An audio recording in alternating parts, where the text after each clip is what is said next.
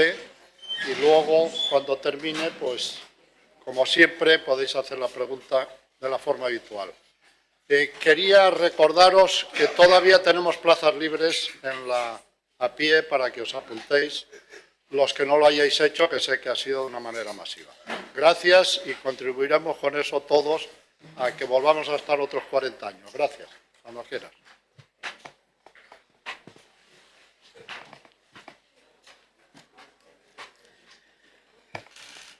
Muy bien, pues muy buenos días a todos. La verdad es que yo marco este encuentro en mi agenda con bastante ilusión y expectativas todos los meses de junio, desde hace 3 años, con un especial interés y la verdad es que con cariño ya después de 3 años. Muchísimas gracias a PIE, muchísimas gracias Jorge, Zuluaga, Amancio, Miguel Noceda por vuestra invitación y a la Universidad Internacional Menéndez Pelayo, como siempre, por su inmejorable acogida. Como siempre le digo a mi equipo, y aquí me paro un momento para desearle a Jesús Gabirondo una pronta recuperación. Hoy no está con nosotros, está en la UCI, estamos esperando noticias, pero esperamos que se recupere, así que le mando toda mi fuerza desde aquí.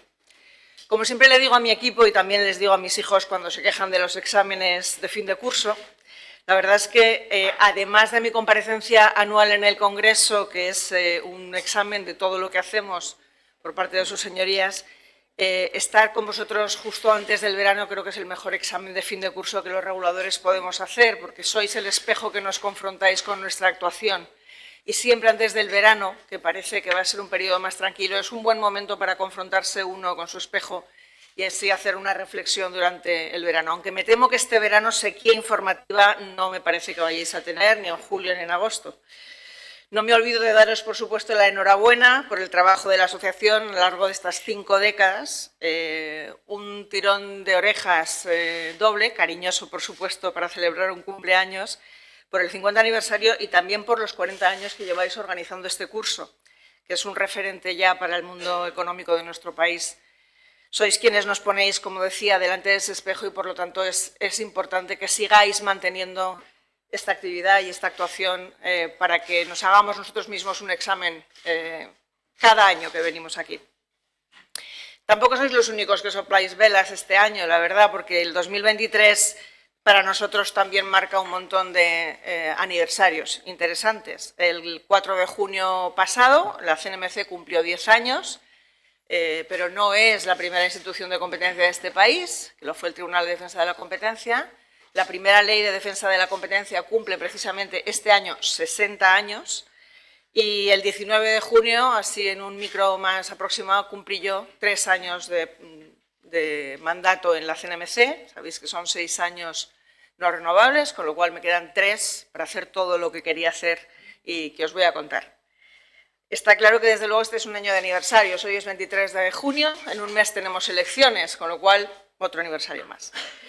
También se cumplen, y es importante tenerlo en mente, 20 años del Reglamento 1/2003 de la Unión Europea, que es el reglamento que descentralizó la aplicación de toda la política de la competencia europea, no solo en los jueces, sino también en las autoridades nacionales de competencia. Hemos estado en Bruselas estos días atrás, de hecho vine desde allí directamente, haciendo un balance de qué han supuesto esos 20 años y cómo podemos mejorar la aplicación del derecho de la Unión Europea, del derecho de la competencia, del que todas y cada una de las autoridades de competencia europeas somos pues, sus representantes en cada Estado miembro. Bueno, estamos hablando del paso del tiempo, me viene a la memoria el tango de Gardel, que 20 años no es nada, y la verdad es que pensando en los 10 años de intensidad de la CNMC, pues voy a discrepar con Gardel, porque creo que en 10 años la CNMC realmente ha hecho muchas cosas. No me voy a cansar nunca de agradecerle a todo el personal de la CNMC, desde los servicios de regulación, los servicios técnicos de regulación sectorial, los de competencia, los de promoción de la competencia, pero también a los transversales, Secretaría General, Secretaría del Consejo, Comunicación, cómo no, asesoría jurídica, en fin. y a todos los miembros del Consejo que han pasado durante estas 10 décadas por el Consejo y al equipo directivo por todo lo que hemos logrado, por todo lo que han dedicado a la institución. Ha sido una década vertiginosa que ha pasado de ser un organismo que nació cuestionado, en mi opinión, a un organismo que ya ha alcanzado madurez y es la institución de referencia o importante que considero que es para la economía de nuestro país. Por lo que se refiere a mí en particular, los 3 años que llevo de mandato en este Ecuador que celebro ahora, creo que hemos hecho todo lo posible para exprimir el tiempo al máximo y conseguir cosas importantes, aunque quede todavía mucho por hacer. Necesitamos que la CNMC se siga reforzando, en concreto en autonomía de gestión, en agilidad y en recursos para que esté a la altura de unos mercados que cada vez son más complejos, más globales y para que podamos ocupar el puesto que realmente nos corresponde a nivel internacional. Hablaba alguien, le habían hecho una pregunta precisamente a Rodrigo Buenaventura sobre el convenio colectivo, cómo iba el convenio colectivo de la CNMV. Pues bien, esta es un área en la que creo que estos 3 años han dado mucho de sí. Cuando tomé posesión me encontré en la institución con una situación absolutamente paradójica y era que la institución que pregona la competencia y supervisa a las grandes empresas de todos los sectores regulados partía con la desventaja de no poder competir con ellos para retener el talento y atraer más talento de sus expertos, porque desde la creación 2/3 del personal de la casa, concretamente el personal laboral, no habían podido ni podrían promocionar.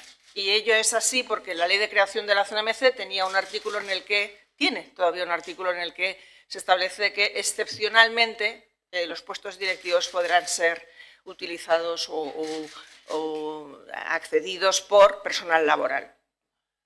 Además de eso, la institución llevaba 7 años funcionando de forma fragmentada, con 4 comités de empresa distintos, 4 colectivos profesionales diferentes, los de las antiguas CMT, CNE, etcétera, derechos diferentes, horarios diferentes, bases de promoción diferentes, os podéis imaginar lo que era eso, y si además sin posibilidad de carrera. El tercio restante era personal funcionario, el que procede de la antigua CNC, y tenían además su representante de la Junta de Personal, es decir, que cada vez que yo intentaba adoptar una medida tenía que negociar con 5 representantes de personal diferentes. Imaginaos lo que es que 2 personas que hacen más o menos el tipo de trabajo similar, pues una cobre el doble que la otra, o que una se puede ir a las 3 de la tarde y otra no. En fin, eso hay que gestionarlo. Y sobre todo lo que hay que gestionar mucho es la motivación de la gente y la retención de talento. Estamos hablando de los mejores especialistas en cada uno de los sectores regulados. Bueno, pues tras 2 años de intensas negociaciones, en las que tengo que reconocer que ha sido esencial el clima de entendimiento que se ha generado entre nuestro secretario general y los propios comités de empresa de las sedes de Barcelona y Madrid, porque además tenemos 2 sedes, hemos conseguido finalmente firmar 2 convenios colectivos, uno por cada sede, pero con una base totalmente homogénea, con lo cual ahora ya sí tenemos una base homogénea del personal laboral de la casa y ya por fin podemos empezar a generar carrera para todos los profesionales que no tienen un estatuto de funcionario. Nos hemos quedado en las puertas de completar esta reforma porque teníamos 4 enmiendas a la Ley de Defensa de la Competencia y una a la Ley de Creación de la CNMC que estaban ya en el Senado cuando se disolvieron las Cortes y que estaban ya, era ya un formalismo, todos los grupos parlamentarios estaban de acuerdo y una de esas enmiendas era el eliminar ese excepcionalmente de la ley de forma que ya el personal laboral pudiera acceder a los puestos directivos, pero en cuanto haya un gobierno formado voy a recuperar esas enmiendas porque creo que este es el culmen ya de esa resolución de los problemas de gestión interna de recursos humanos de la casa y de retención y atracción de talento. En eso la verdad es que estoy muy satisfecha y puedo decir que estos 2 años han sido 2 años intensos. Hemos tenido que negociar con Hacienda, hemos tenido que negociar con otros ministerios, no ha sido fácil, pero lo hemos conseguido. Así que luego hablaré con Rodrigo Buenaventura para animarle a que siga y que si necesita algo que me lo cuente. ¿Qué más se nos ha quedado, ya que hablamos de qué se cayó en el último minuto en el Senado? Bueno, se ha hablado de lo que era la modificación a nuestra ley de creación, pero se nos han caído también 4 enmiendas que considero que son fundamentales para dotarnos de auténtica eficacia en nuestra actuación en materia de competencia. En primer lugar, se nos ha caído la posibilidad de terminar los procedimientos de cárteles mediante una terminación transaccionada. Es lo que se llama settlements en el argot comunitario y somos una rara avis en Europa. Somos probablemente el único país de la Unión que no tiene esa forma de terminar los cárteles. Tenemos que llegar hasta el final, adoptar una resolución sancionadora que luego se recurre ante los tribunales. En los settlements lo que se produce es que la empresa infractora, a la vista de las pruebas más esenciales que hay en el expediente, decide que reconoce su culpabilidad, reconoce los hechos tal y como aparecen, se le reduce la sanción y se acaba de forma más corta y acelerada el procedimiento de cártel, con lo cual nos podemos dedicar a desmantelar otro cártel sin necesidad de tener que desgastarnos en recursos hasta el final y obviamente también se genera una mayor concienciación por parte de las empresas. Una vez que ya has reconocido que esto es una infracción, pues ya pondrás todos los medios para no volver a infringir y además probablemente la litigiosidad de los procesos se reduzca considerablemente. Esto se nos ha quedado en el tintero. Como todas las que os voy a mencionar, estamos ya en la lista para ir a ver a quién corresponda en cuanto pase el 23 de julio y volver a empezar, ¿no? La segunda que se nos ha quedado fuera, bueno, pues es una ampliación de los plazos. Tenemos los plazos más cortos de toda la Unión Europea, son 18 meses entre instrucción y decisión. Son plazos muy, muy cortos. Por poneros un ejemplo de un asunto que estamos llevando ahora y que os concierne, el caso Google, en el que hemos abierto un expediente a Google por no respetar los derechos de los editores de medios, pues tenemos que instruir este expediente muy, muy complejo frente a una tribu de abogados que van haciendo alegaciones permanentemente y presentándonos informes económicos permanentemente y tenemos que irlos analizando con gran complejidad y en 18 meses tenemos que adoptar la decisión. Por poneros un ejemplo, el primer caso de Google que llevó la Comisión Europea, que fue el del Google Shopping, desde que incoó formalmente el procedimiento tardó 7 años en adoptar la decisión. Nosotros tenemos 18 meses. La enmienda que habíamos conseguido ya negociar nos ampliaba a 24 meses, tampoco es que sea muchísimo más, pero sí nos daba la posibilidad, por ejemplo, en fase ante el Consejo, de hacer vistas, que era una de las cuestiones que yo quería haber implantado cuando tomé posesión, solo hemos podido tener una. Nos dimos cuenta de lo difícil que era con esos plazos tener una vista en condiciones que requiere tiempo de preparación.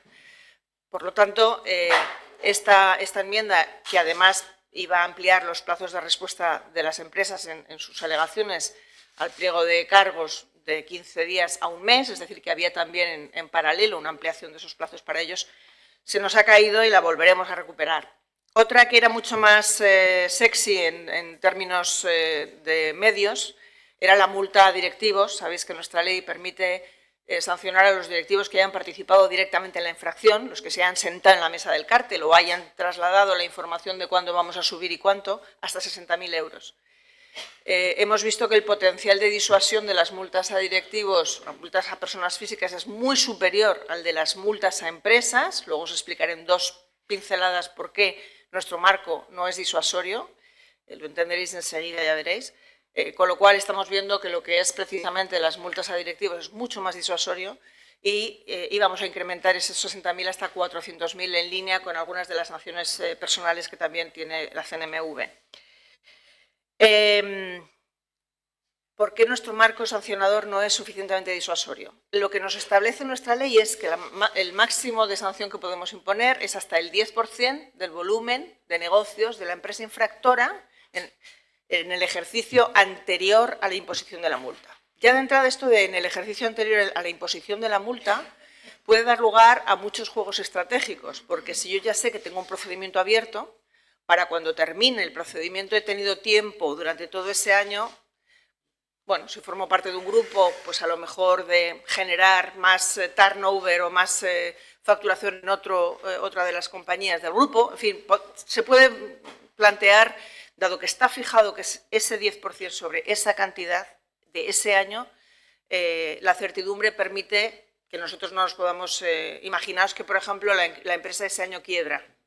Ha estado 20 años cartelizada y ese año quiebra, no podemos imponer sanción de ningún tipo. O simplemente que tiene un año en el que no vende y le baja ese año el volumen de facturación, pero se ha estado enriqueciendo durante los 20 años del cártel. Eso para empezar. Pero hay algo todavía más palmario, y es que si yo puedo imponer una multa de hasta el 10% del volumen de facturación de una empresa, resulta que se ha estado cartelizando, pongamos 4 años, hemos descubierto cárteles de hasta 20 años, como sabéis, pongamos 4.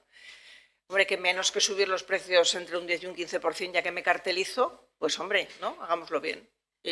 Yo te pongo una multa del 10% y tú has estado 4 años subiendo tus precios entre un 10 y un 15%. Te sale a cuenta, obviamente, y como te sale a cuenta, pues bueno, la multa no es disuasoria.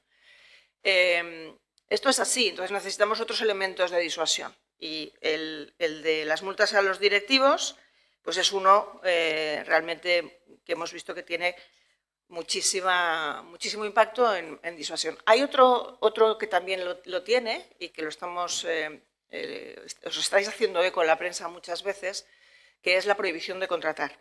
Cuando en nuestra ley de contratos del sector público lo que se indica es que cuando una empresa hubiera infringido normativa de competencia, la declaración de infracción lleva aparejada, de forma automática, una prohibición de contratar con el sector público. Cuidado que el sector público es más amplio que el concepto que tenemos de administración pública, porque incluye también empresas públicas, al fin no solamente es la administración estrictos en su municipio, también empresas públicas. Pues bien, esa prohibición de contratar, que es una consecuencia automática de la declaración de infracción, se puede concretar de dos maneras. O sea, ya has infringido, por lo tanto, ya estás incurso en la prohibición de contratar, pero ¿cuánto tiempo? ¿Con qué administraciones? ¿Para qué productos o servicios? Es decir, hay que determinar la duración y el alcance. Y la ley establece dos posibilidades. Una posibilidad es que el propio órgano que adopta el acto, la institución que adopta la resolución, es decir, en nuestro caso nosotros, establezca la duración y el alcance. La duración siempre máximo van a ser 3 años porque lo establece la ley de contratos del sector público, pero el alcance geográfico, de producto, con qué empresas, etcétera. O bien que se difiera a la Junta de Contratos del sector público para que emita un informe al titular del Ministerio de Hacienda, que será quien impondrá la prohibición en última instancia. Desde el momento en que esta prohibición entró en vigor, con la Ley de Contratos del Sector Público última, la CNMC había decidido optar por esta segunda vía, entendiendo que pues quizá el Ministerio de Hacienda tenía una visión un poco más global de la Administración, dado que es quien va a determinar en definitiva cómo se contrata con la Administración o no. Pero hemos visto que es ineficaz, que no se está aplicando, que no se está llevando a cabo. Y por otro lado también estamos viendo que puede tener beneficios el que seamos nosotros quienes apliquen esa prohibición de contratar, la duración y el alcance. Así que en primicia os digo que acabamos de aprobar la comunicación, el pleno del Consejo de la CNMC, y va a entrar en vigor ya. Cuando termine os van a pasar una nota de prensa que hemos preparado y quería deciroslo en primicia a vosotros, ¿no? Lo acabamos de aprobar ahora, lo cual quiere decir que a partir de la publicación de la comunicación, en todos los expedientes que incoemos vamos a ser nosotros los que apliquemos la duración y el alcance de la prohibición de contratar. Y dejadme que os explique por qué hemos decidido hacer esto. Bueno, en primer lugar, un punto de partida importante. Cuando hasta ahora había una resolución en la que decíamos y tal empresa está incursa en la prohibición de contratar, notifíquese a la Junta de Contratos del Sector Público, para la empresa de aquel momento empezaba una situación de incertidumbre. Iba a la Audiencia Nacional, recurría nuestra sanción, recurría ese requerimiento a la Junta de Contratos del Sector Público y el Supremo ha declarado que eso, aunque sea un procedimiento que tiene que llevar su tiempo, también es suspendible cautelarmente, con lo cual la empresa, hasta que no tenga la confirmación por el Tribunal Supremo de nuestra resolución, no sabrá cuál es la duración y el alcance de su prohibición de contratar. Pero lo que sí que sabrá es que, como lo va a imponer el titular del Ministerio de Hacienda, esa prohibición tiene que abarcar a la totalidad del sector público. Es decir, en el procedimiento que sea el titular del Ministerio de Hacienda, la prohibición abarca a todo el sector público. Esa empresa no podrá contratar con absolutamente nadie. Si somos nosotros, sí que podemos modular el alcance de la prohibición y podemos decir, pues afectará a estos productos en este mercado geográfico y con respecto a estas entidades del sector público. Entonces, vamos a concretar, y durante tantos años, durante 2 años, en esa resolución vamos a concretar, por supuesto la empresa puede recurrir, obviamente, pero también, o sea, en el momento en que recurre, ya sabe que todo lo que no está afectado por la prohibición de contratar puede seguir con su actividad económica, cosa que en el primer caso es verdad que está suspendido, pero es una espada de Damocles que le cae respecto de todo el sector público.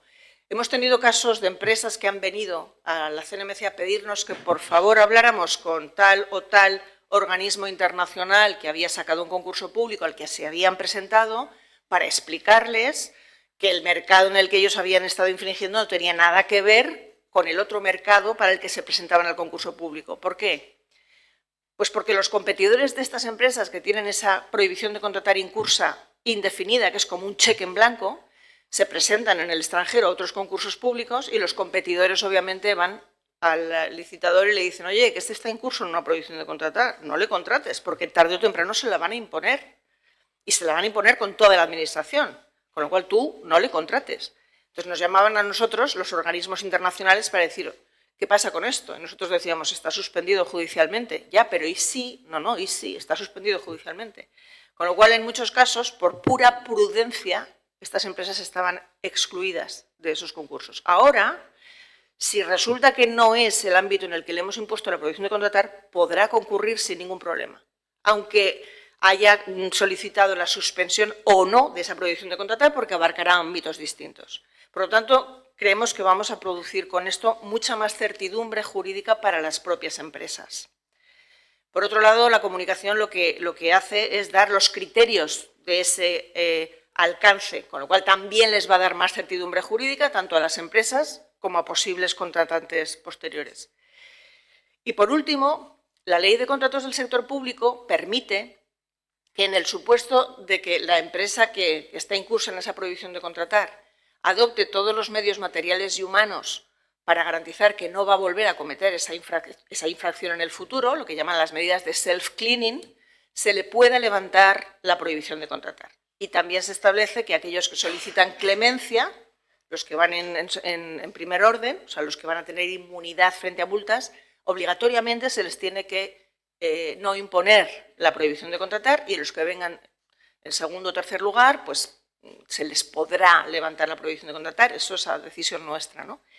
En un supuesto en el cual una empresa tiene en curso la prohibición de contratar con una resolución nuestra, recurre todo, pero nos viene con un programa de cumplimiento normativo en el que nos demuestra que esa falta de idoneidad, que es lo que dice la Ley de Contratos del Sector Público, falta de idoneidad, y también habla de no confiabilidad en la empresa. Es decir, ya no, o sea, la prohibición de contratar en sí misma puede parecer una sanción, pero en realidad lo que es un elemento de prevención para que la Administración esté protegida frente a aquellos que han demostrado ser no honorables. Así es como lo dice la ley, ¿no? Por lo tanto, si se ponen en funcionamiento los medios para evitar que eso pase en el futuro, ese riesgo desaparece. Una empresa a la que le hayamos impuesto nosotros la prohibición de contratar puede venir con un programa de cumplimiento normativo, convencernos, tiene que ser un programa serio en el que haya formación de la gente, en el que haya mecanismos de control, en el que haya canales de comunicación y de informantes que no vayan a ser después represaliados, y tiene que haber también medidas ante aquel que haya infringido, pues medidas sancionadoras, ¿no? Básicamente esos tienen que ser los elementos y asegurarnos de que desde el Consejo de Administración de la compañía hacia abajo todo el mundo está comprometido con ese tipo de programas. En ese caso, se le levanta la prohibición de contratar y se acabó. Cosa que ahora no puede pasar hasta que no lleguemos al final y cuando ya le hayan dictaminado que efectivamente la resolución era buena, empezamos entonces a poner de una prohibición de contratar de hasta 3 años, vete a saber quién queda en la empresa de los que infringieron. Bueno, en nuestro caso, si nos vienen con el programa de cumplimiento, lo podremos levantar. En todo caso, la empresa puede recurrir la resolución porque considere que no ha infringido. Y si luego le dan la razón, tampoco nos va a venir mal a nadie, empezando por ella, haber impuesto un programa de cumplimiento normativo en el que lo único que va a hacer es aplicar la ley y cumplir la ley. Con lo cual creemos que el hecho de que lo hagamos nosotros pues solo aporta beneficios. No, la verdad es que no le hemos visto en ningún caso problemas. Es verdad que ahora mismo hay un asunto pendiente ante el Tribunal Supremo porque, a diferencia nuestra, las autoridades de competencia catalana y gallega, ellas sí que imponen directamente la prohibición de contratar, han tenido recursos, de momento se les ha confirmado que ellas pueden hacerlo, pero ha habido votos particulares y al final el asunto ha llegado al Supremo en una casación, que efectivamente se va a discutir, ¿no? Y nosotros nos hemos personado en apoyo de la autoridad catalana porque consideramos que una autoridad de competencia debe poder hacerlo, ¿no?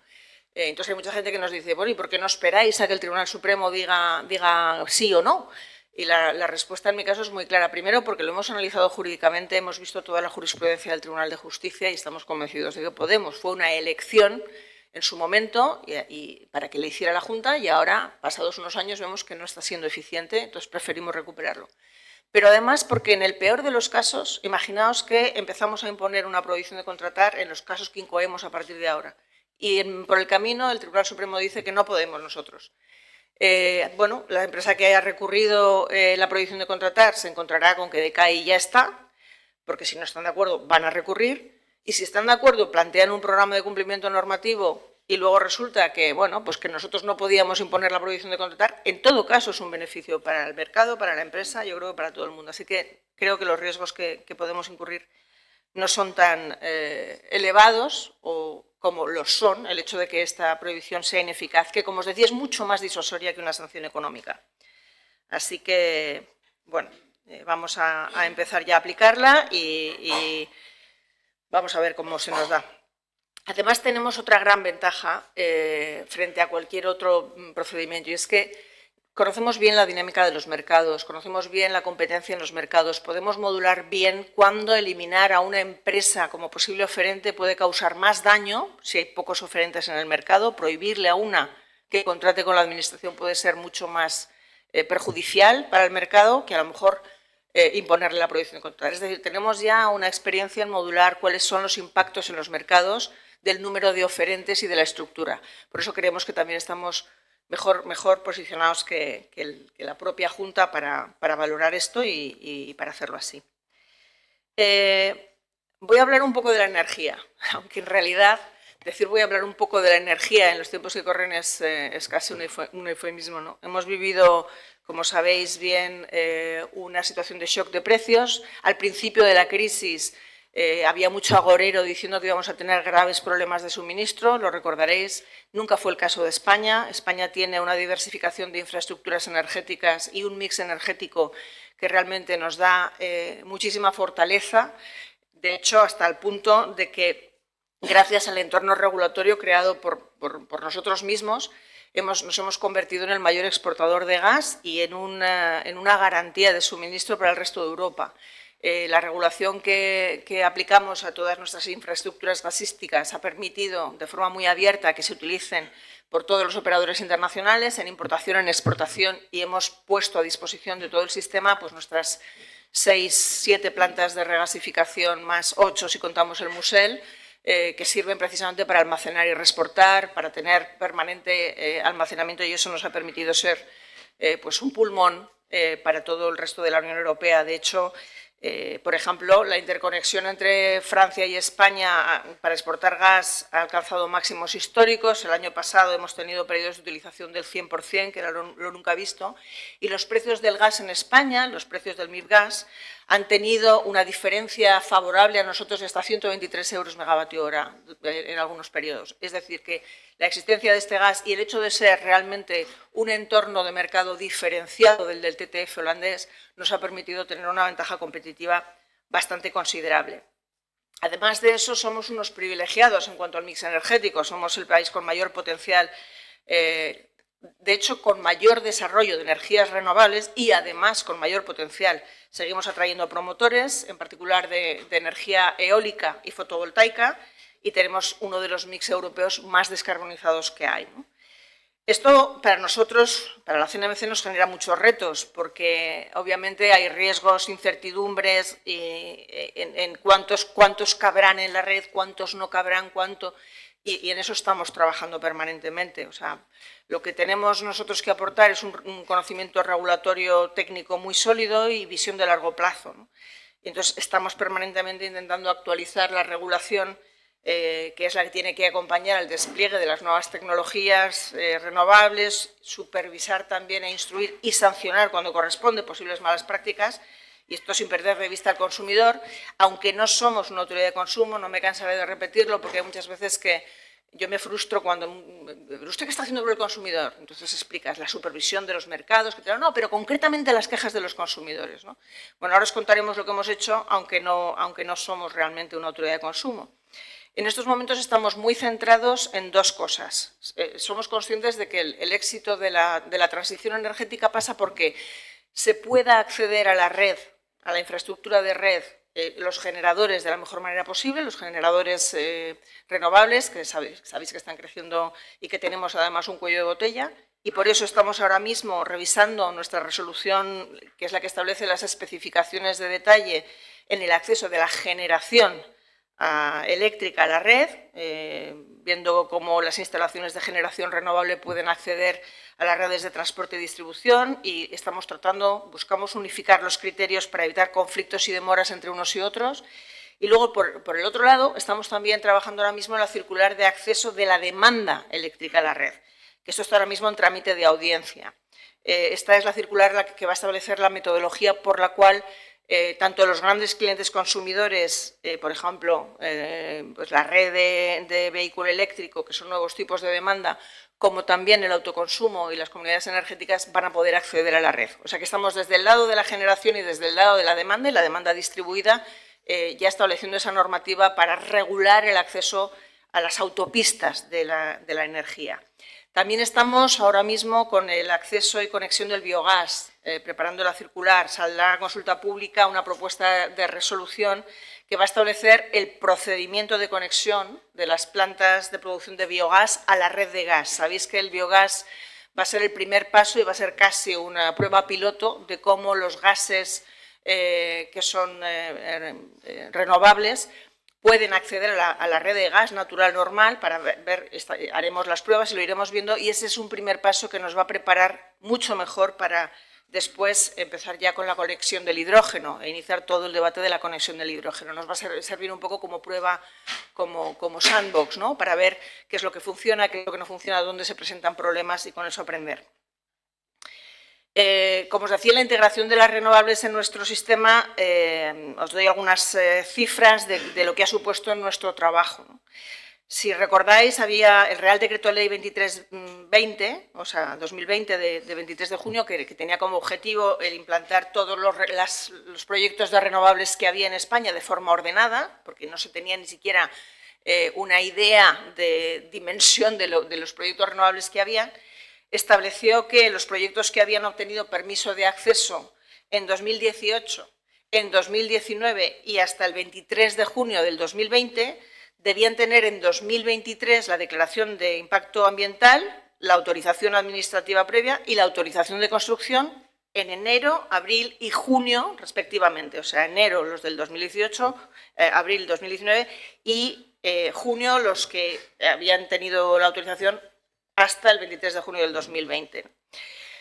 Los informes sobre la autorización de evaluación de capacidad financiera, técnica, económica de los promotores de cada uno de esos proyectos nos competen a la CNMC.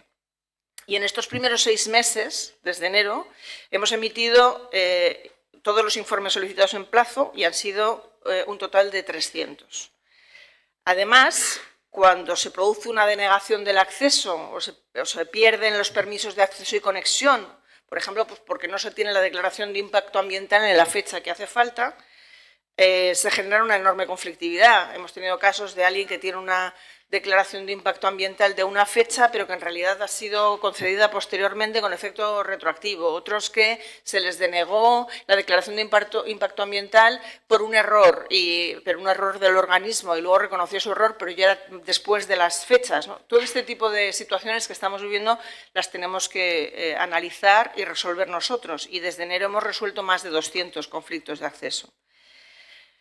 Esto lo hacemos además de la supervisión permanente, constante y continua de todos los mercados energéticos, mayoristas, minoristas, en electricidad, en petróleo, en gas, y esto nos está permitiendo ofreceros a los medios datos muy interesantes, los que publicamos en nuestros informes de mercados minoristas, ¿no? Por daros algunas cifras de cosas que nos parecen que son interesantes. En gas se han producido más cambios de comercializador de lo habitual. Recordaréis aquella carrera para pasar todos a la Tour de gas en su momento, porque la tarifa regulada estableció unos caps en plena vorágine de volatilidades de precios, y actualmente tenemos un millón de clientes adicional en la tarifa regulada del gas respecto del inicio del invierno, de octubre del 2022. Sin embargo, en electricidad, más de 1,3 millones de clientes dejaron el precio regulado, el PVPC, que como sabéis estaba indexado a mercado y por lo tanto era más volátil, y se pasaron al mercado libre buscando esquemas de precio fijo u ofertas de precio fijo, ¿no? Y este 1,3 millones se ha producido entre julio del 2022 y marzo del 2023. Hemos visto además, y esto es un factor muy interesante para lo que es precisamente nuestra circular de acceso de la demanda y todo lo que tiene que ver con generación distribuida, que es que esta subida de los precios ha disparado el autoconsumo fotovoltaico. Teníamos 170 megavatios en enero del 2021 y ahora tenemos 1.500 megavatios en diciembre del 2022. Es muy importante porque el autoconsumo, si somos capaces de gestionarlo bien, sus accesos a redes, etcétera, nos va a dar autonomía, nos aumenta mucho la competencia, supone ahorros directos para el consumidor y además descarboniza, con lo cual tiene todas las... Y nosotros vamos a intentar por todos los medios que el autoconsumo encuentre su camino precisamente en redes y en definitiva para crecer. En la parte más negativa, por primera vez ha aumentado la cuota de las grandes comercializadoras en detrimento de las pequeñas o de los nuevos entrantes, porque han tenido muchas más dificultades financieras las pequeñas derivadas de esos altos precios y su mayor exposición al mercado frente a las empresas verticalmente integradas, que sí que tienen coberturas directas de producto.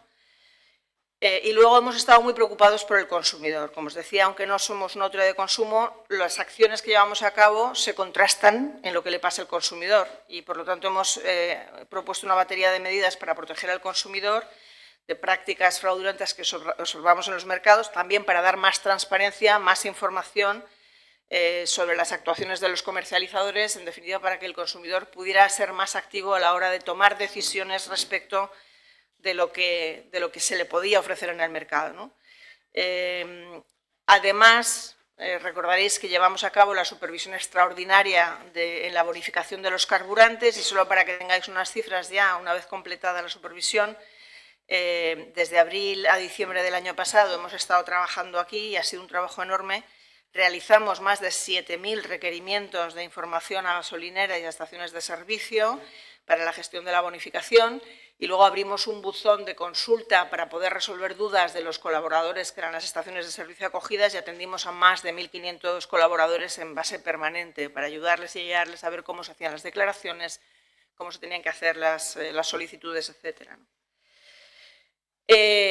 También abrimos un expediente informativo para vigilar la actuación de los comercializadores de último recurso de gas, de la Tour de Gas, cuando hubo aquella avalancha en septiembre de las solicitudes para cambio, precisamente con ocasión de la entrada del tope del gas, y abrimos el expediente informativo para verificar si las empresas estaban poniendo obstáculos de forma intencionada o era simplemente una cuestión de adaptación de los medios a una avalancha nunca vista.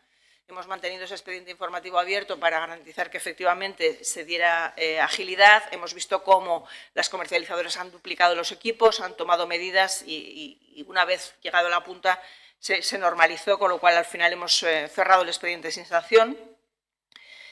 Y seguimos a fecha de hoy con la supervisión del mecanismo de minoración y el de ajuste, es decir, el tope del gas, el mecanismo ibérico, que van a estar en vigor hasta finales de año.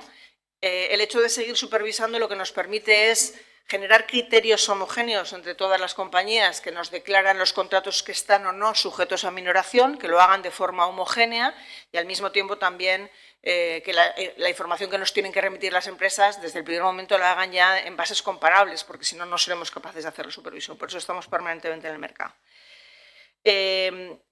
Respecto del consumidor, hemos también adoptado algunas decisiones jurídicamente vinculantes. De nuevo, porque no podemos resolver las denuncias y las quejas una a una de los consumidores, no somos la autoridad, son las consejerías de consumo, pero sí que hemos intentado de alguna forma protegerles adoptando decisiones vinculantes para que las comercializadoras las cumplieran, Por ejemplo, en el caso de los cambios de suministrador sin el consentimiento, cuando había un cruce de CUPs, que ha habido bastantes casos, entonces había un cruce de CUPs, un cliente se quedaba sin suministro porque otro que había pedido cambio de suministrador, resulta que el suministrador se equivocaba y cambiaba un tercero, con lo cual uno se quedaba sin suministro y el otro no había contratado lo que tenía que haber, y eso era un error de los propios comercializadores, y estaban tardando mucho en reaccionar, con lo cual adoptamos una decisión jurídica vinculante imponiendo al comercializador responsable a la mayor brevedad posible la solicitud del cambio para reponer el punto de suministro a su estado original. Luego hemos emitido también otra en relación con facturación de conceptos indebidos, por ejemplo, atención de urgencias en redes de gas licuados del petróleo. Por ejemplo, los distribuidores estaban cobrando indebidamente por una atención de urgencias a los consumidores de esa energía cuando no podían cobrarlo, y así está regulado. Entonces emitimos también una resolución jurídicamente vinculante. En paralelo le hemos propuesto al Ministerio una serie de reformas para hacer más entendible todavía la factura de la luz y el gas, que no son nada fáciles de entender, ni siquiera para alguien que se dedica a esto, para que mejore la información al consumidor sobre las nuevas condiciones de renovación de sus contratos, y también para que limite las penalizaciones por cambios de suministrador, que entendemos que en un mercado en competencia pues deberían de hacerse y ya está, sobre todo cuando los contadores o están totalmente amortizados, salvo los nuevos digitales, o realmente van a seguir siendo utilizados por el nuevo suministrador, o sea que no tiene sentido os recuerdo que tenemos además una herramienta, de la misma manera que cuando vamos a buscar un billete de avión o de tren utilizamos comparadores de precios, pues os recuerdo que seguimos teniendo nuestro comparador de ofertas de energía, ya acumula más de 2,3 millones de visitas desde el 2022, 3,6 desde que se lanzó en 2020. Ahora ya funciona muy bien lo del código QR, que puedes simplemente colocarlo y no tienes ni que meter los datos de consumo o potencia, porque hay veces que no sabes ni dónde están. Si ni siquiera quieres hacer eso, también puedes meter tu código postal e inmediatamente te saldrán todas las ofertas disponibles que hay en ese código postal comparadas entre sí, y así podrás ver en gas y en electricidad pues, si estás pagando de más o si, y te indica además también si hay permanencia o no permanencia, etcétera, ¿no? Otra cosa que hemos hecho para intentar solventar el problema de que los peajes pasaron a ser muy poco componente dentro del precio total, recordaréis que habíamos hecho muy al principio, la primera vez que vine yo aquí a hablar, os expliqué por qué lo de pon la lavadora a no sé qué hora no había funcionado, ¿no? Y los memes que se habían hecho con lo de la lavadora, la sartén y tal. Era porque en aquel momento, cuando lo regulamos, los peajes era casi el 70 y tantos % de la factura energética, con lo cual, si tú ponías da igual, utilizabas la energía o el horno o lo que fuera, en los momentos de menor congestión de la red, pagarías muchísimo menos. En cuanto llegó la crisis energética, el recorte del gas ruso, etcétera, peajes pasó a ser absolutamente irrelevante porque, entre otras cosas, se aplicó una reducción en el coste del peaje, fue una de las medidas para ayudar al consumidor, y lo que se disparó fue la energía. Hemos estado trabajando para intentar dar señales al consumidor que se basen realmente en las horas más caras, y lo que hemos hecho ha sido incluir un semáforo en nuestra propia web que te indica para cada hora del día, combinado peaje y energía, los dos conceptos, cuándo es más cara la energía hora a hora, de forma que el cliente pueda tener una visión clara. Lo hemos hecho en el PVPC porque es el único que podemos controlar. Obviamente el que tiene precio fijo pues tiene precio fijo, pero el que está indexado a mercado, como es el caso del PVPC, puede ver hora a hora cómo es de cara a la energía. Yo le he bajado a mi madre la aplicación porque estoy harta de que me llame todos los días para preguntarme cuándo poner la lavadora, con lo cual os recomiendo que lo hagáis porque es muchísimo más útil, ¿no? En cuanto a la reforma del PVPC, que sabéis que entrará en vigor el 1 de enero, fundamentalmente va a reducir algunos aspectos de volatilidad, y es esperable que a partir de ese momento pues, los consumidores puedan, teniendo, porque se mantiene una señal de precios respecto a las horas de consumo, pero al menos van a ver reducida esa volatilidad, ¿no? En el ámbito de la energía, y ya por último, lo que os cuento es que, además de todo esto, hemos estado muy activos, aunque ha pasado muy desapercibido por la enorme intervención de los gobiernos a nivel de toda la Unión Europea para lidiar con la crisis. Los reguladores independientes hemos estado muy activos en los grupos de trabajo de ACER, que es el regulador europeo que agrupa a todos los reguladores de energía. Ahí es donde se está debatiendo ahora mismo la reforma del mercado eléctrico. Sabéis que la Comisión Europea planteó una reforma. Estamos todavía en un ámbito de mercado que funciona de forma totalmente marginalista y hemos visto que la marginalidad absoluta no va a ser la mejor herramienta, sobre todo en un contexto que no se va a acabar mañana. Vamos a seguir viendo un contexto de volatilidad de precios. La guerra de Ucrania no parece que se vaya a terminar pronto. Además, hemos visto que hay situaciones de posible falta de suministro en momentos puntuales. La OPEP ha salido para intentar controlar de nuevo la producción. Es decir, vamos a vivir más momentos de volatilidades incontrolables.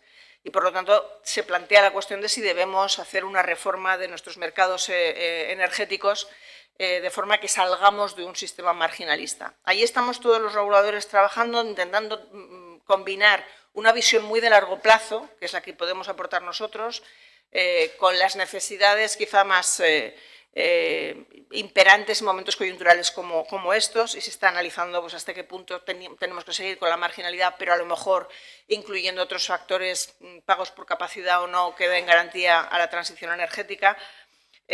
También estamos en los grupos de trabajo de ACER para el nuevo paquete del gas, que es el que está analizando pues, todos los biogases, cómo se tienen que ir integrando en los sistemas y en los portfolios de todos los Estados miembros, y en particular el hidrógeno, ¿no?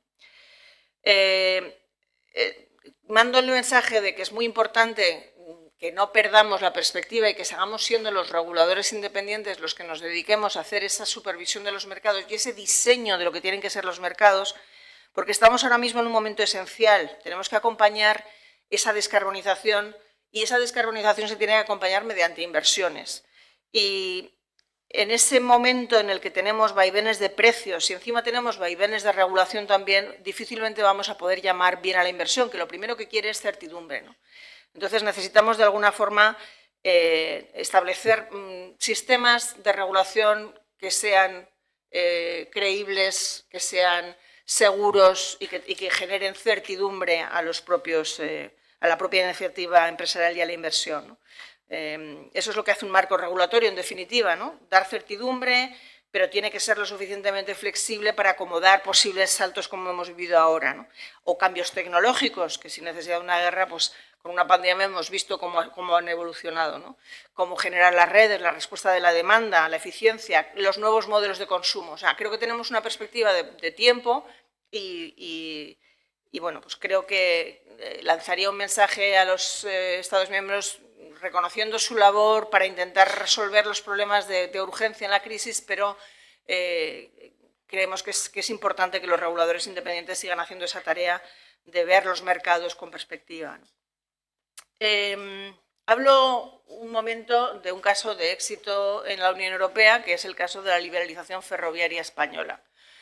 Y no lo digo solo yo. Hace exactamente un mes nos reunimos en un acto en la CNMC para hacer un balance de lo que habían sido los 2 años desde la liberalización ferroviaria y el papel. Entonces, invitamos a todos los protagonistas, operadores nuevo entrantes, al incumbente, a la propia ADIF, que había tenido un papel esencial también a la hora de sacar los contratos marco para la utilización de los surcos. También la Unión Europea, estuvo el responsable de mercados ferroviarios de la Unión Europea, y todos los actores, todos al hacer balance, concluyeron que era un caso de éxito y que además la CNMC había jugado un papel clave en la apertura, actuando con rapidez, mostrando independencia, disponibilidad para entender las necesidades de unos y otros e imponiendo las medidas necesarias para realmente abrir el mercado.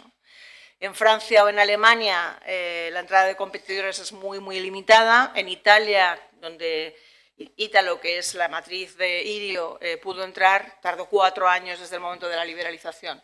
Nosotros hace 2 años que liberalizamos y en estos momentos tenemos ya 3 operadores a plenitud de rendimiento en varios de los corredores, ¿no? Por daros algunos datos de cómo estamos. En el primer trimestre del 2023, que es el primero completo en el que la alta velocidad española ya cuenta con 3 operadores, Renfe, Ouigo e Irio, y Renfe, recordad que también tiene una marca low cost que es Hablo, con lo cual en realidad son 3 operadores pero con 4 ofertas. En los 2 corredores de alta velocidad donde tenemos ya datos, en el corredor Madrid-Barcelona, los pasajeros rozaron aproximadamente 3,1 millones, o sea, un crecimiento interanual del 57%, y en el corredor Madrid-Valencia han superado el millón. En este caso, por crecimiento intertrimestral, porque es donde podemos ver la competencia, antes no la había, se ha multiplicado, o sea, es un 119% de crecimiento, o sea, los viajeros se han disparado, se han duplicado básicamente, ¿no? A nivel de precios, un billete entre Madrid y Barcelona se ha podido comprar en media unos 33 euros en Irio y WeGo, 40 euros en Hablo, y el AVE presentó el precio más caro a 66 euros, muy por debajo de lo que venían siendo sus precios antes de la entrada de competencia. Entre Madrid y Barcelona, pues el precio del billete fue de 21 o 22 euros, estoy hablando de medias. Recordad que ha habido estas ofertas de 9 euros, tal. Bueno, las medias reales, 21 o 22 euros con Irio y WeGo y con Hablo, y 38 euros con Renfe, ¿no? Y destacar que a pesar de la inflación, los billetes de media fueron más baratos. Madrid-Barcelona y Madrid-Valencia hasta un 22% y un 23% respectivamente. Lo digo porque sigue siendo un mercado concentrado, pero es un mercado en el que claramente hay competencia y aquí la inflación no se ha notado, por comparación con algún otro mercado también muy concentrado, donde la inflación justifica que los precios hayan quedado altos y que ahí no bajen. Bueno, los informes trimestrales que estamos empezando ya a publicar plasman todos estos datos. Lo digo porque si queréis hacer un seguimiento corredor a corredor, vais a ver todos esos datos. Vamos ya por la tercera tanda de publicación y publicamos 2 cada trimestre, uno de transporte de viajeros y otro de mercancías. Pero lo que está claro es que esto es el principio y tenemos que seguir supervisándolo de forma continua, porque no puede ser que, por ejemplo, nos encontremos con que no hay suficiente demanda para toda la competencia que hemos creado, ¿no? Por ejemplo, en el corredor de Madrid-Barcelona ya hay 6 puntos menos de viajeros que en el primer trimestre del 2022. Madrid-Valencia sigue subiendo, Madrid-Sevilla sube, sabemos que la oferta para Málaga va a subir también, pero es cierto que, por ejemplo, en el Madrid-Barcelona ya no hay tanta demanda como ha habido y tenemos que analizar si es por una cuestión de precio, los precios se tienen que seguir manteniendo bajos, los cánones, que son los que nosotros supervisamos y que son el principal parámetro de competencia, porque son un 40 y tantos % de los inputs del billete para el operador, estamos pidiendo que se orienten, como pide la normativa europea, a los costes reales, a los costes fijos y luego en el resto de costes solo en la medida en que el mercado los pueda asumir, ¿no? Y ahí estamos. Y luego estamos también en una segunda línea de actuación con respecto al tráfico de viajeros por ferrocarril. Y es que hasta la fecha esos trayectos que tienen obligaciones de servicio público están siendo prestados exclusivamente por Renfe y lo queremos abrir a la competencia también porque algunos operadores se nos han acercado mostrando interés. Con lo cual, en esas rutas donde hay obligación de servicio público, probablemente las vayamos abriendo a la competencia, con lo cual vamos a incrementar también el atractivo hacia otros corredores, ¿no? Nos queda una asignatura pendiente en lo que es transporte y movilidad en España, que es las concesiones de autobús para trayectos de más de 100 kilómetros. Somos el único país de la Unión Europea que no lo tiene liberalizado. Hicimos un estudio demostrando cómo había una carencia de competencia en ese sector.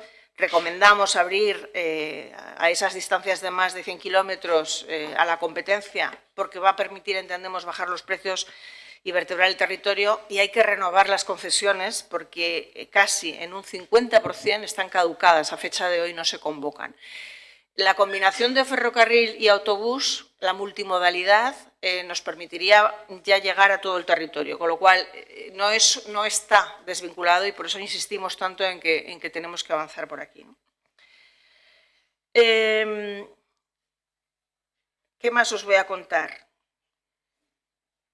Bueno, sí, os quería contar lo variado que ha sido la utilización de todas las herramientas que hemos tenido a nivel de la CNMC en estos últimos 3 años. Sabéis que lo tradicional es que adoptemos multas en materia de cárteles, Eso sigue siendo nuestro día a día, pero además hemos hecho cosas novedosas. Por ejemplo, hemos adoptado 5 decisiones de abuso de posición de dominio, que son casos ultracomplejos, y tenemos algunos más en investigación. El de Google es un ejemplo, pero también tenemos a Booking, en fin. Pero no es tan habitual tener casos de abusos de posición de dominio. Son casos muy complejos en los que pues, una empresa con poder suficiente de mercado impone sus condiciones. Y de estos 5 casos que hemos adoptado, en 2, que se trataba de productos farmacéuticos, hemos sido especialmente rigurosos, y en uno de ellos hemos incluso adoptado obligaciones de hacer además de la multa. En el caso de Lediant, que es un caso en el que una empresa tenía un medicamento para una utilización y de repente se descubre que tenía una posible utilización secundaria para una enfermedad degenerativa grave y que se considera una enfermedad rara, porque hay solo unos 200 pacientes en Europa, de los cuales 50 están en España, que es la xantomatosis cerebrotendinosa. Bueno, es una enfermedad, ya os digo, degenerativa, ¿no? Y entonces resulta que un medicamento que servía para la acidez de estómago se descubre que también sirve para esto. Y esta empresa, prácticamente sin ningún tipo de análisis clínico ni nada, pasa a multiplicar el precio del producto que estaba vendiendo por más de 14. Y en ese momento pues se pone a negociar con la Administración española para imponer un precio de 14.000 euros la dosis, ¿no? Que es el precio al que se lo habían reconocido en Alemania, que tiene un sistema completamente distinto de seguridad social, ¿no? Bueno, esta empresa había además llevado a cabo una estrategia previa de exclusión de cualquier posible competidor, comprando en exclusiva la sustancia, el principio activo a través del cual luego se puede producir el medicamento. Hasta que hizo eso, había algunas farmacias, en Valencia había alguna, otra en León, hacían fórmulas magistrales con el principio y podían tratar a los pacientes. A partir de ese momento ya no se puede, con lo cual cuando le impusimos la multa, además le obligamos a que levantara la exclusiva con el suministrador de la sustancia activa para permitir que haya pues, nuevos entrantes de farmacias, etcétera, y además le obligamos a que vendiera el producto a la Seguridad Social a precios razonables, ¿no? La empresa ha recurrido en suspensión cautelar estas medidas y la multa, y estas medidas en concreto la Audiencia Nacional no se las ha suspendido. Estamos muy contentos porque ya sabéis que me quejo siempre de que no suspenden todas las multas y tal. A mí que me suspendan las multas cuando está claro que lo que estamos haciendo con una medida es ampliar la competencia y eliminar un monopolio. Imponer medidas de hacer es muy raro, es muy difícil y obligas a las empresas a actuar en una determinada manera, y es más fácil que de alguna forma un juez entienda que te has pasado, ¿no? Y en este caso, sin embargo, nos han apoyado, así que parece que Lediant ha recurrido este primer auto, pero bueno, de entrada ya son muy buena noticia, así para empezar, ¿no?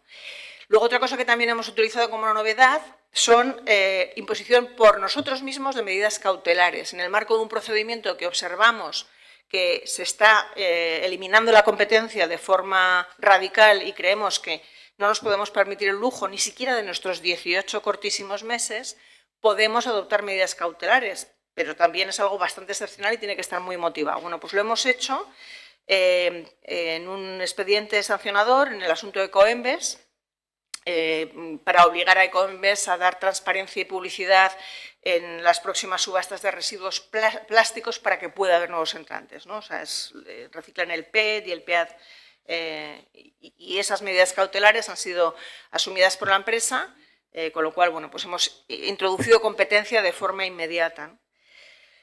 Sabéis que contratación pública sigue siendo una de nuestras prioridades. De aquí os quería contar fundamentalmente cómo ha ido evolucionando nuestra unidad de inteligencia económica. Sabéis que tenemos una unidad que lleva desde el 2014 limpiando la base de datos del portal de contratación pública central para poder trabajar en esa base de datos.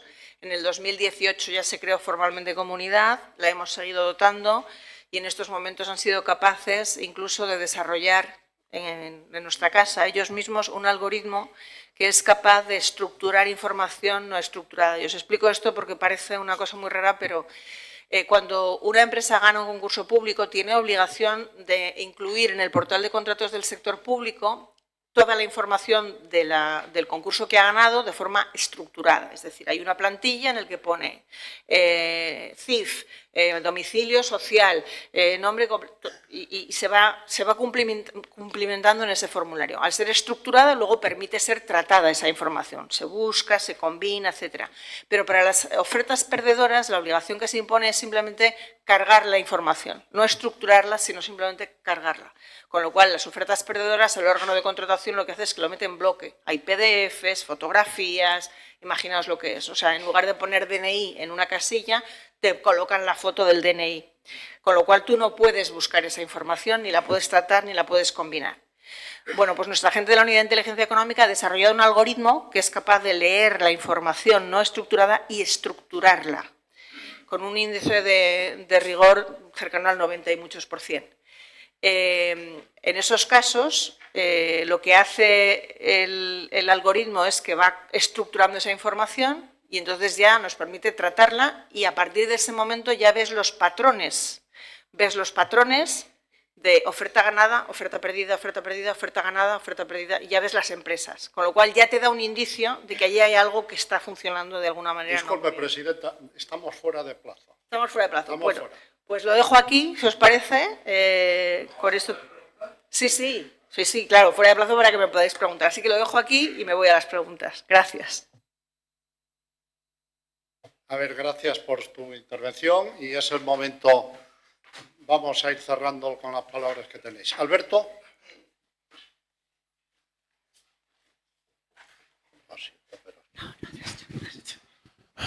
Buenos días, Alberto Grimaldi de Diario Sevilla, Grupo Yoli. Vamos a ser, perdona, rápidos, preguntas. Sí, aunque nos ha dicho que ha estado los últimos días en Bruselas, supongo que sabrá que en este seminario se ha preguntado mucho por la remuneración de los depósitos, tema que el pasado domingo ocupó buena parte de una entrevista que el Confidencial le hizo, y yo quería preguntarle por ese tema. Usted hablaba en esa entrevista de una posible colusión tácita de las entidades bancarias y de que realmente yo quiero preguntarle qué puede hacer para obligar a los bancos a que remuneren y no perjudiquen a los clientes, y máxime cuando aquí hemos tenido algún CEO de banco diciendo que aunque lo diga el gobierno no lo van a hacer, que ellos lo van a hacer cuando la competencia lo diga. Entonces usted, que es responsable de competencia, a ver si encontramos la manera de que compitan. Como autoridad de competencia nosotros tenemos dos herramientas para luchar en estos casos, ¿no? Si hay un acuerdo explícito, pues obviamente, o sea, el caso en el cual tres banqueros en una reunión de la asociación declaran que sería bueno no empezar a subir los depósitos hasta tal fecha. Esto es lo que nosotros llamamos un price signaling como un piano, y obviamente eso está prohibido. Lo mismo si se conciertan. Ese es un mecanismo en el que podemos actuar. Otro mecanismo en el que podríamos actuar es si hay un único banco que tiene una posición de dominio en el mercado de forma extrema, que decide que él no va a remunerar los depósitos y ya está. Pero en un supuesto en el cual haya un mercado transparente, en el que no haga falta ni ponerse de acuerdo, porque con la mera observación de lo que hacen los demás me basta para tomar mis decisiones, eso, de acuerdo con la jurisprudencia de la Unión Europea y la española, se llama adaptarse inteligentemente al comportamiento de sus competidores. Si no hay ni un contacto colusivo ni un acuerdo, nosotros no podemos actuar, no tenemos la herramienta. Entonces, ¿qué pasa en esos supuestos en los cuales observamos falta de competencia? Yo creo que eso nadie lo duda. Aquí mucha gente ha dicho que es que no hay suficiente competencia, si no los depósitos estarían remunerando. A mí me cuesta trabajo pensar que no haya un banco que quiera ganar clientes. O sea, al final yo como banco me dedico a captar depósitos para luego poder prestar, y si me puedo ahorrar el interbancario, pues mejor, si tengo yo mis propios fondos. Entonces me cuesta mucho trabajo ver que uno no quiere incrementar su cuota de mercado. Es algo que es contra natura, salvo que esté uno plácidamente viendo que los demás, pues bueno, tampoco. Eso, que es una colusión tácita, Es un agujero en nuestro sistema de herramientas para luchar en mercados con poca competencia. No tenemos herramientas. Pero hay algunos países que sí las tienen. Reino Unido la tiene. Alemania en estos momentos lo está discutiendo en su Parlamento, la modificación de su ley de defensa de la competencia, para introducir una cosa que se llama investigaciones de mercado. Nosotros podemos hacer investigaciones de mercado, como le hicimos en publicidad online, pero dependemos de que nos quieran dar la información, no tenemos mecanismos coercitivos si no nos dan esa información y cuando se acaba son recomendaciones que las pilla quien las pille. Las investigaciones de mercado de verdad, las que hace la CMA en Reino Unido, las que quiere hacer Alemania, permiten, primero, que en esa investigación de mercado la información que no se dé sea sancionable el hecho de no darla, o si se da errónea, o si no se da, se sanciona por no darla. Y además, cuando termina la investigación de mercado y se constata que hay poca competencia, se pueden adoptar medidas estructurales o de comportamiento para reponer la situación de competencia en el mercado, ¿no? A lo mejor en este caso, imaginemos que nos diera por decidir que va a haber bancos solamente con depósitos y eso podríamos llegar a imponerlo, ¿no? O observamos que puede haber una situación de competencia derivada de pues que hay integración, demasiada integración y podríamos imponer una medida, ¿no? Hablo del mercado bancario porque usted me pregunta, pero todos los mercados concentrados y transparentes, gasolineras, mercado de medios, en fin, tenemos unos cuantos ejemplos. Y más después de una crisis donde hay necesariamente consolidación industrial. En las crisis pasa eso, hay consolidación industrial. O sea, y claro, cuanto más consolidación, es verdad que la economía recupera el músculo perdido para poder competir, pero si se queda en una situación en mercado transparente, entonces ¿qué hacemos, no? Y eso es lo que reclamo. Y de hecho es una de las cosas que decía yo en esa entrevista y la reitero ahora que los grupos políticos están diseñando sus programas electorales, les pediría a todos que se lo piensen, porque lo tienen otros países del entorno y queremos ser tan eficientes como ellos, ¿no? En la medida de lo posible.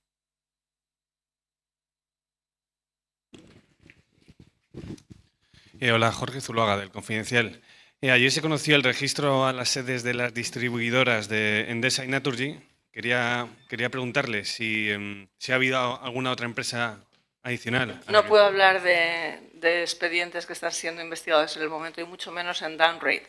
Entre otras cosas porque, como sabes, tenemos una separación muy estricta entre decisión y la verdad me gustaría saber cómo os habéis enterado, porque aún no habíamos sacado nota de prensa y yo ni sabía a quiénes estaban investigando. O sea, que no sé, un día me cuentas cómo os habéis enterado de esto. Pero vamos, que no podemos hablar de asuntos que están siendo en estos momentos en investigación directo en las sedes de las empresas. ¿Puedo usar el comodín de la Salvador, luego habrá... Perdón, buenos días, Salvador Arancibia, Expansión. No, la comisión tiene el San Benito de que pone muchas multas, pero al final acaban siendo levantadas por las autoridades judiciales. ¿Realmente pasa eso? ¿Nos puede dar datos de qué es lo que pasa? Bueno, primero para clarificar por datos, tenemos un 85% de confirmaciones de nuestras resoluciones en el Tribunal Supremo. Es decir, cuando perdemos ante la Audiencia Nacional, recurrimos en casación. No todo, porque es verdad que el recurso de casación ahora mismo es muy excepcional y no se admite todo, pero sí tenemos un porcentaje muy elevado de confirmación de nuestras resoluciones. Al mismo tiempo que digo eso, también es cierto que durante un periodo muy largo se han anulado, no algunas, todas las resoluciones de la CNC primero y CNMC después en materia de multas. Y se anularon fundamentalmente porque cuando se crea la CNC adopta una comunicación de sanciones a imagen y semejanza de la europea. Cuando llega la Audiencia Nacional la reinterpreta diciendo no, esta comunicación no es correcta, se recurre ante el Supremo por otras razones, pero confirma que esa comunicación no es correcta y, por lo tanto, todas las resoluciones adoptadas desde el inicio hasta que se dicta esta sentencia, que es en el 2015, todas se han anulado, todas. Pero para recalcular la sanción, es decir, la infracción sí se ha confirmado, la sanción no, porque estaba calculada con un método que se considera que no es conforme. hemos estado haciendo recálculos de todas las sanciones, de todas esas resoluciones, y en su gran mayoría han sido todas confirmadas. Es verdad que no puedes poner más multa que la que ya había, porque está el principio de reformatio impeius. En algunos casos el cálculo ha supuesto una rebaja de la sanción, porque la comunicación es cierto que tenía un sesgo al alza en las empresas que eran monoproducto, ¿vale? Porque partía del volumen del mercado afectado por la inflación. Si tú solo tienes ese mercado, el 10% de ese mercado ya es el punto de llegada de ese 10%, con lo cual había un sesgo al alza. Entonces, en algunos casos esas multas se han reducido, pero todas las multas que hemos puesto las hemos reducido nosotros, no la Audiencia Nacional. Se han ido confirmando, todas, con lo cual se nos anularon y se han confirmado. Desgraciadamente, el número de expediente es distinto, con lo cual es muy difícil hacer el seguimiento. O sea, en lugar de decir expediente 1/2015, es el original, o 2014, porque es justo antes de la... Y en la revisión, expediente 1/2014R, revisión, no, es otro expediente completamente distinto, con el año en el que se empieza. Entonces, hacer la trazabilidad y uno y otro es difícil. Pero lo cierto es que, efectivamente, se han anulado las sanciones por un problema de metodología de cálculo. En cuanto a si al final se han sancionado las prácticas que se consideraron infracción, sí, en su inmensa mayoría.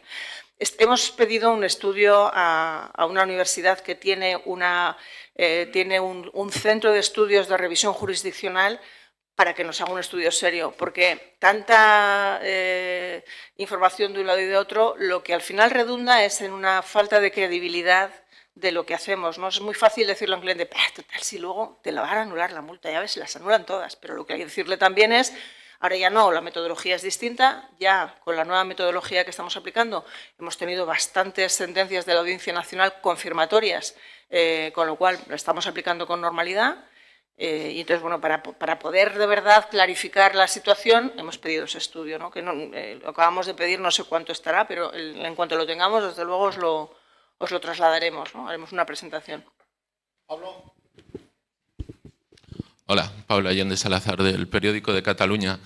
La vicepresidenta económica nos dijo el otro día que iba a trasladar a las patronales bancarias en la reunión que tiene el día 29 esta idea de que hay que subir el tipo de los depósitos, pero las patronales, y como usted ha dicho ahora mismo también, esgrimen que las patronales no pueden pactar política de precios. En este sentido, le quiero preguntar qué le parece que la vicepresidenta pueda pedir en una reunión de este tipo una medida como eso. Bueno, yo creo que ella estaba constatando una realidad y se estaba exclamando por lo mismo que nos estamos exclamando todos, que es que los depósitos no se remuneren. A partir de ahí, yo creo que los bancos saben muy bien lo que tienen que hacer y, desde luego, lo tienen que hacer de forma absolutamente individual, ¿no? Pero en ese sentido a mí me sorprenden cosas como, por ejemplo, algún titular de prensa que he leído que dice los bancos subirán los depósitos al 3% a finales de año. Y entonces uno se pregunta, ¿esto qué es? ¿Un punto focal en el que les estamos diciendo, no se sabe muy bien quién, a todos los bancos que esperen hasta ese momento porque no va a pasar nada? En fin, nosotros investigamos cosas como estas también.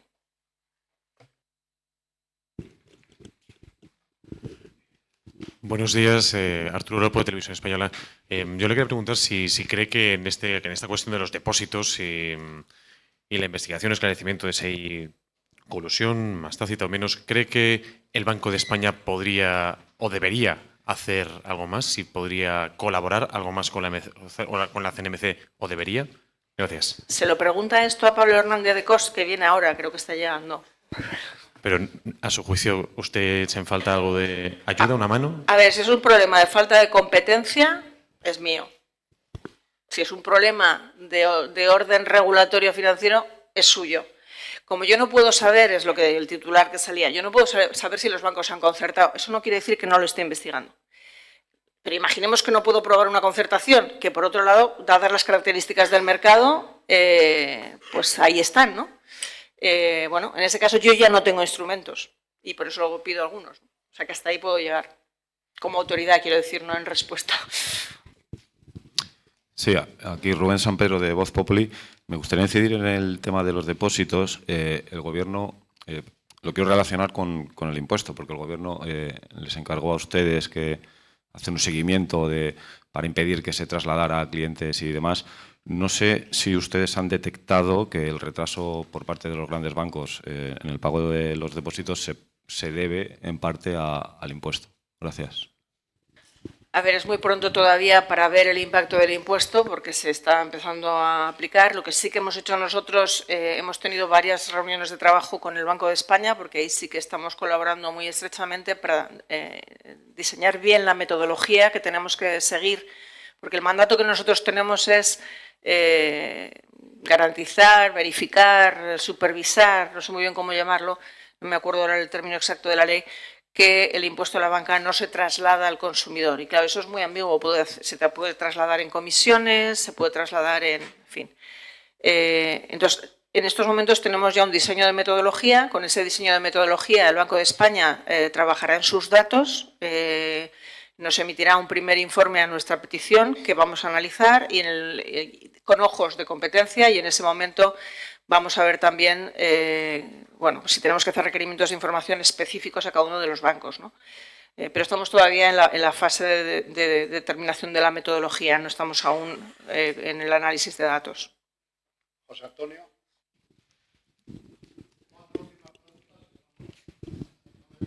José Antonio del Moral, de Ganancia. Quería preguntarle en torno al caso de las consultoras.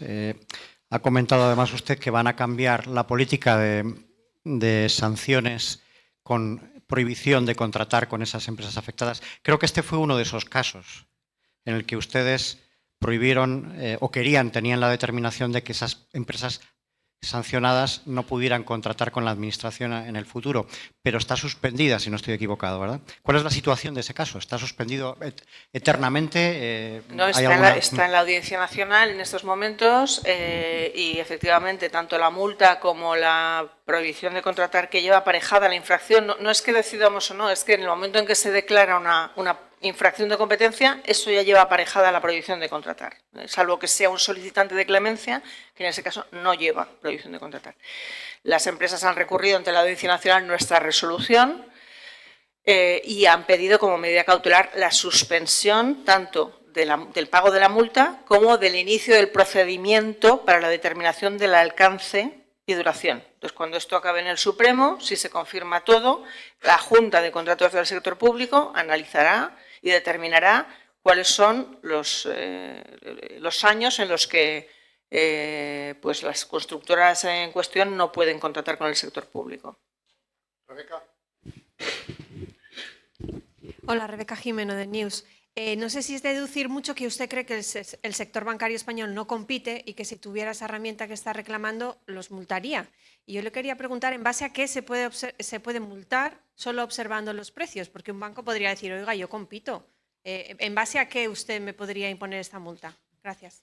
No hay multa. En el caso de las Market Investigations no hay multa. No es un procedimiento sancionador, es un procedimiento de investigación y restauración de competencia. Esa es la ventaja que tiene, que no hay una multa.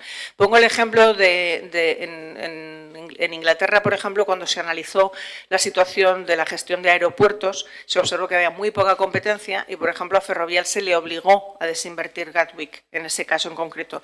No es una multa, es una constatación de una falta de competencia. Pero, ¿en base a qué? Pues en base a una norma de ámbito legal, obviamente, si no, no podríamos hacer nada.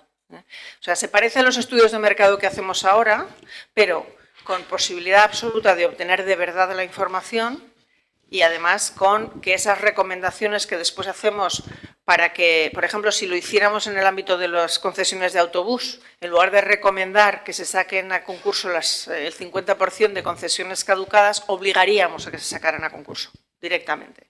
Esa es la diferencia. Hola, por aquí. Hugo Gutiérrez, El País y 5 días.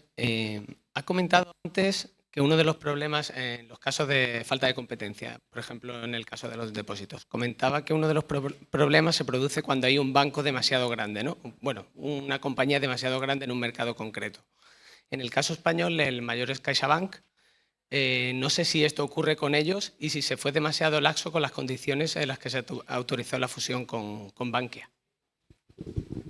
El caso español es un caso más de oligopolio que de posición de dominio. No tenemos varios bancos grandes y el problema es que tenemos transparencia. En el caso de las condiciones de la fusión, nosotros cambiamos los precedentes que hasta ese momento había, que definían los mercados a ámbito nacional, hicimos definición de mercados de ámbito código postal e impusimos condiciones a cada uno de los, prácticamente de las sucursales a nivel de código postal. De forma que, por ejemplo, una de las condiciones que había era que para aquellos supuestos en los que no hubiera prácticamente sucursales en el entorno y, por lo tanto, no competencia, no podrían superar las comisiones, o sea, tendrían que aplicar el mismo tipo de condiciones económicas que las de una sucursal de mayor competencia, ¿no?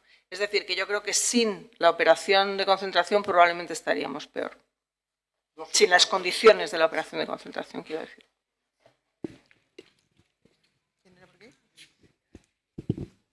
Hola, Nuria Rius, de Diari Ara. Nada, solo como una aclaración, un matiz. O sea, entiendo que sí que están investigando si hay, o sea, esa falta de remuneración de depósitos. Lo digo, o sea, que no me ha quedado claro con alguna de sus respuestas. Gracias. Incluso si lo estuviera haciendo no se lo diría. Hola, buenos días. José María Lanceros, de Mercados. ¿Qué herramientas necesitaría para obligar a la banca a subir los depósitos? Pues esa, New Competition Tool o investigación de mercados, una en la que me permita luchar contra la colusión tácita, eso o demostrar que se han cartelizado para hacer eso, ¿no? Pero, de nuevo, en mercados transparentes es que las empresas no necesitan ponerse de acuerdo, pueden hacer el seguimiento inteligente del comportamiento de las demás. Y en esos supuestos, que es lo que llamamos colusión tácita, no tenemos herramientas, necesitamos nuevas. Pues una investigación, la herramienta se llama Market Investigation o New Competition Tool, investigación de mercados, esa, así se llama. Y la tienen la autoridad inglesa, la CMA, la tienen más países, la tiene México, por ejemplo, y la utiliza en estos momentos de inflación, la están utilizando mucho, ¿no? Detectas situaciones de falta de competencia en el mercado e impones remedios. Bien, muchas gracias por tu exposición.